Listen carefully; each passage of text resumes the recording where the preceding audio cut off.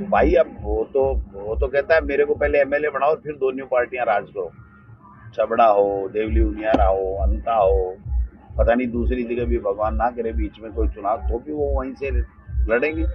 अब वो उनकी मर्जी की बात है, वो तो अपना विवेक है कि कौन कहाँ से लड़े।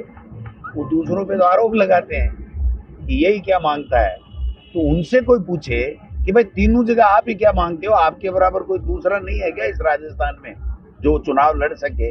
आपने एक जगह लड़ लिया, दूसरी जगह दूसरे भाई को आप मौका देते, उसको समर्थन देते, तीसरी जगह तीसरे को मौका देते, तो आपकी बात में दम होता।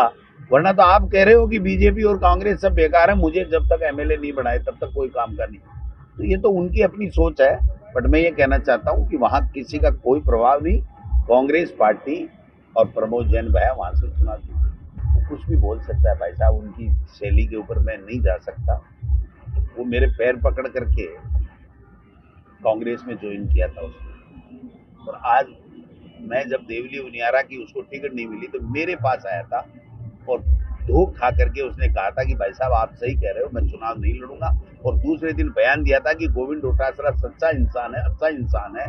और उसके बाद में 4 दिन बाद में फार्म भी भर दिया, चुनाव भी लड़ लिया, हार भी गया, जेल भी चला गया, अब वहां भी चुनाव लड़ रहा है। क्या क्या बोल रहा है, किसके लिए, अशोक चांदना जी के लिए क्या बोल रहा है, भैया को धमकी दे रहा है, मेरे लिए क्या बोल रहा है, और किसी के लिए क्या बोल रहा है, वो तो उनका अपना विवेक है।